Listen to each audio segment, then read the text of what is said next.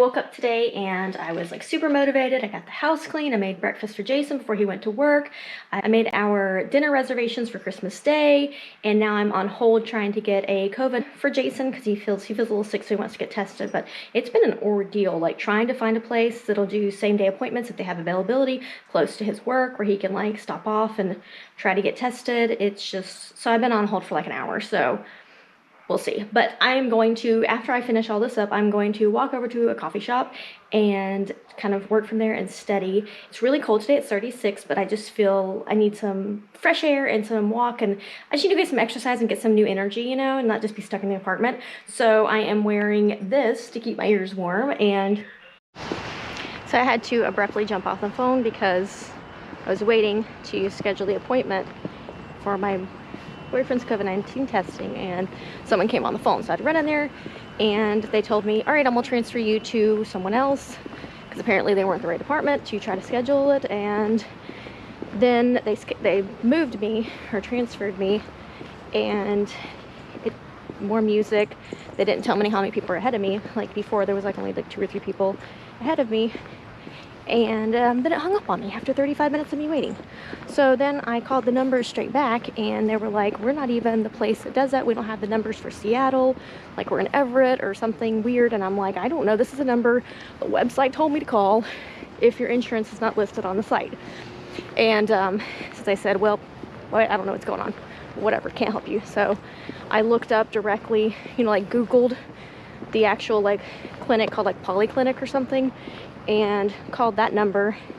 And then the lady there said that what I would do is schedule online and just pick like a random insurance, and then when you get there they just fix it or something. So I was like, just put that on the website. Why'd you put some weird random number that makes you wait forever, transfers you to a million things, and then says in the end they can't help you?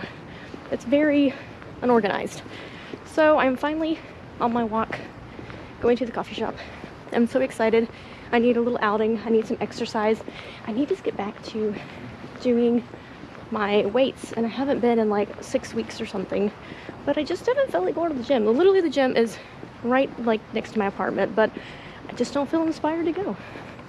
So I'm just gonna walk instead. It's gonna be like a 6-mile walk today, but there's coffee at the end. Probably get a cappuccino and just study, maybe edit a video.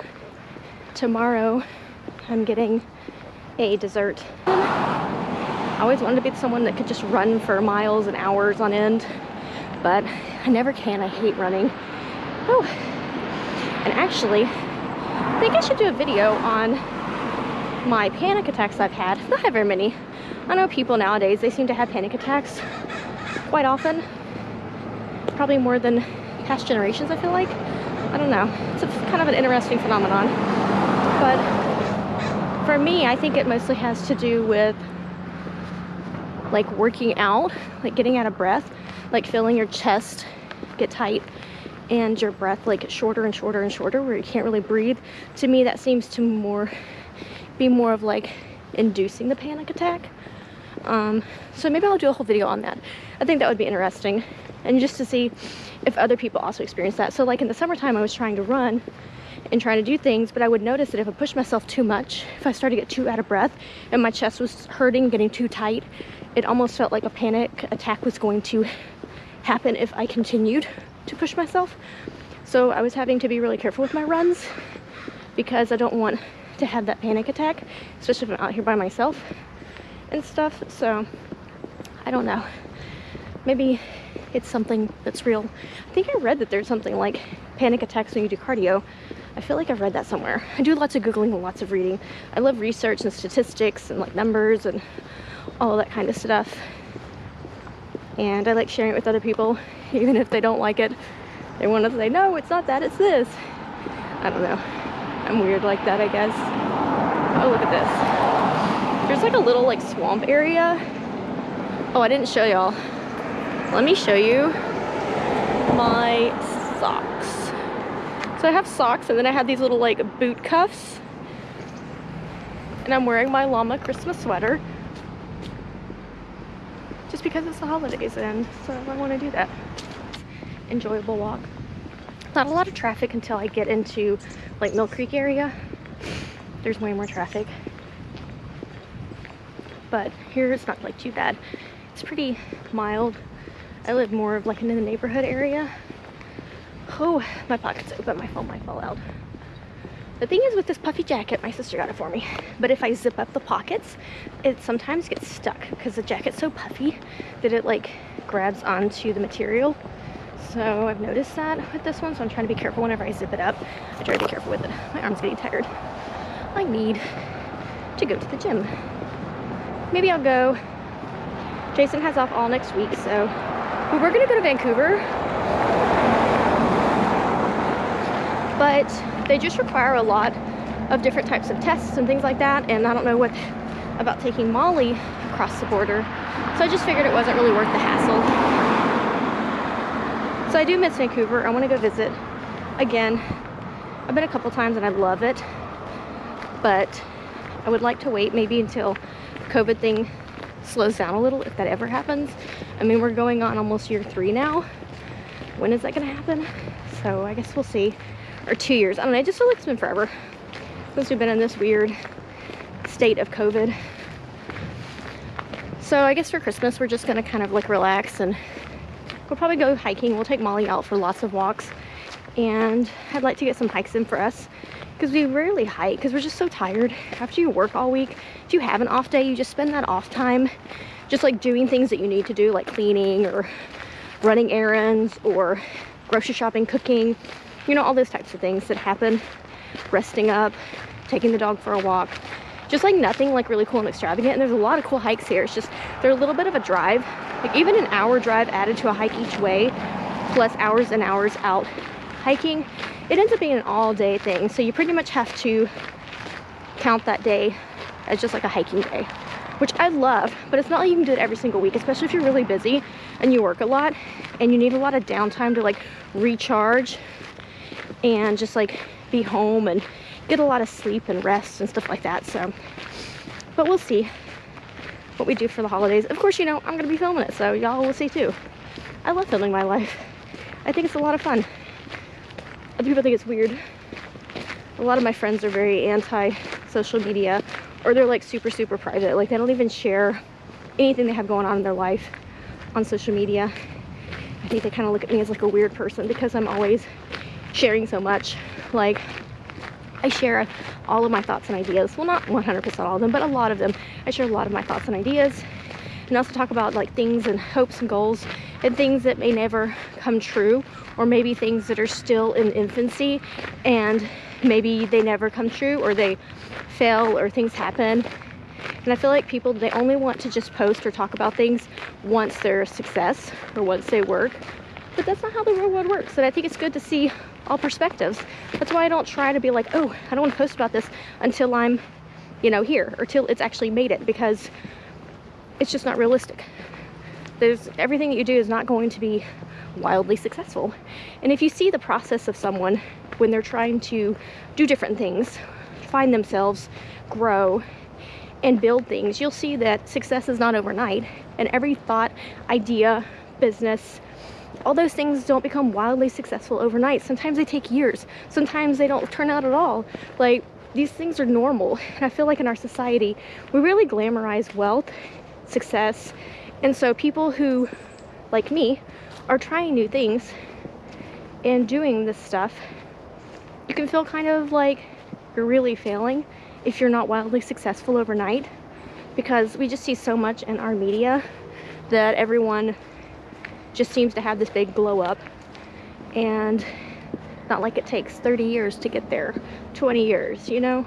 And I just want to normalize that and show people it's okay and it's normal.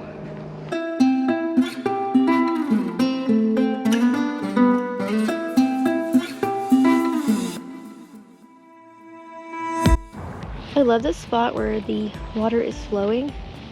It's just really pretty.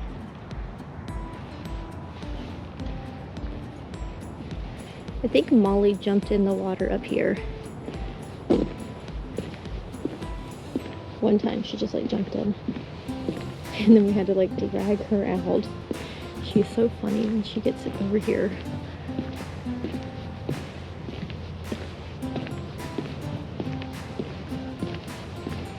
There's so many birds over here. I meet a lot of people over here that are like bird watching. They're like big bird enthusiasts. They come here. One lady, she knew so much. She was telling me all kinds of things. She wanted me to join her bird society. And they like count birds like Christmas Eve or something, Christmas Day. They like all get together and go count different birds. She was wanting me to like go do that. I was planning on it, but the year really flew by. I never really looked up the society. Oh, this is so cool right now. It's really high. Look how high this water is. It's like a little creek. This just fascinates me so much. Look at it over here. This is so mesmerizing. Just looking at this water flowing. Makes me wonder what kind of creatures are in there. What is in this water? Makes me want to get my microscope and get a sample of water and look and see what I can find. Little microscopic creatures. Look at it snakes all the way through. Do y'all see it over there? It just keeps going and flowing. Like a little canoe. I don't think there's enough water really for me to canoe. There'd be too many obstacles, too much grass. But this area right here seems much deeper. Right there in the middle. That seems really deep. The rest of it seems pretty grassy. All that. Still so cool. Alright, focus. Coffee. The end goal is the coffee. We want the coffee and the energy of the cafe. I'm gonna go to this cafe. It used to be Spotted Cow and now it's something else. When it was Spotted Cow, it's pretty good. They had kombucha on tap, which is delicious. Usually kombucha tastes like vinegar to me, but this kombucha actually tastes pretty tasty. It's like a lemonade, I think, something raspberry or some other kind of like fruit. But it was actually really good. I don't know if this new place, if it was like got bought out or if it rebranded, but I don't know if they have kombucha on tap because I've not been back. I wasn't too impressed with their coffee when I did go there. I've been there a few times, so I kind of didn't go back. But now that they're called something different, I'm gonna give them a try again. We'll see if their coffee has improved. I love right now how this wood looks. It just looks, the contrasting colors on it are just really beautiful. I took a photo and it just looked really, really pretty. Like all of this right now is just so much brown. It's like the same kind of tone. I think it looks very artistic and gorgeous. The textures. Maybe we will see. There's like these really big birds. They almost remind me of cranes, but they're not. They're called something else. I forget what they're called now. Like a blue heron or something like that? Maybe not. But they're like, they look like what I call crane. But they're not. There's supposed to be like 3 nests like up in these trees over here. That's what the bird lady told me. She said apparently next to the bus stop in Linwood, there's like huge nests of them and they have all these babies and you can hear them all squawking. I've been meaning to go like try to find it, but I haven't.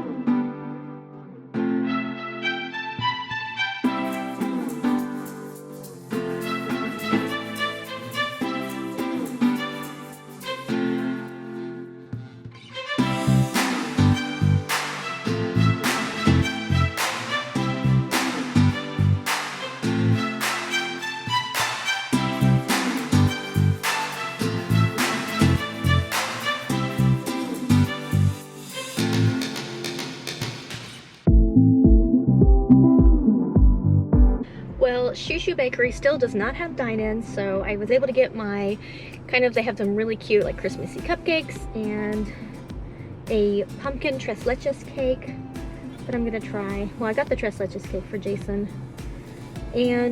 but right now I need to find a coffee shop that I can go work from, study from, and edit videos from.